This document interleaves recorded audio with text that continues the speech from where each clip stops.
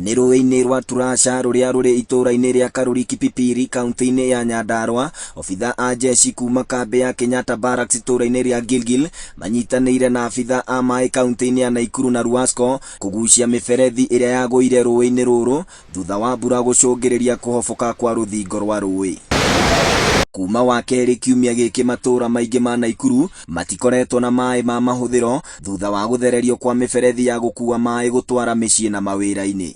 Nakuru rural water serves a big population of Nakuru County. On average, we are talking of around 500,000 people within our service area.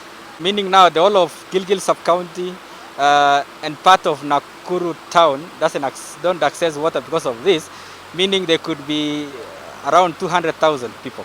We felt obliged to come and support the water company to give them the equipment and the skills that we have in order to ensure that water flows. Currently, we have got the problem of COVID and water is very critical. And therefore, we feel we should be able to give in a hand as part of obligation in support to civil authority so that we can be able to ensure that water flows in as quickly as possible to help us continue with the preventive measures of COVID. Kũringana na Ruasco, andũ matanyihĩire 200,000 matikoretwo magĩkinyĩrwo nĩ ũtungata wa maĩ, andũ aya makĩhoywo ũkirĩrĩria rĩrĩ kambuni ĩno ya maĩ ĩracaria kĩhonia. The route of the pipeline has been undermined by the floods. It is very weak, so we are rerouting the pipeline. And we hope this work, we have been doing it for the last 2 days.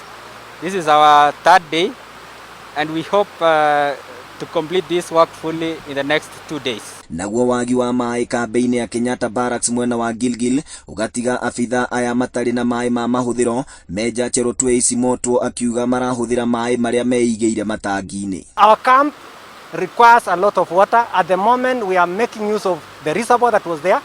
We are making use of the water bowsers, and even our families within the Gilgil garrison, we are providing water bowsers, and that's why we have come here to ensure that we have speedy supply of water so that we can be able to have families and the neighborhood have water. Bodi ya maĩ ya Ruasco ikiuga ihũthĩrĩte ciringi milioni 5 kũgũra mĩberethi mĩerũ nĩguo mahote gũkinyĩria aikari othe maĩ. We have all the equipment. We have the support from KDF. They are with us, and we are also using some of their equipment. We hope that with the equipment around, this work will take the shortest time possible. The damage is massive. It is massive. It could go beyond maybe 5 million shillings. But we are yet to, maybe at the end of it, when we are complete, we shall be able to add up. But it is a massive cost.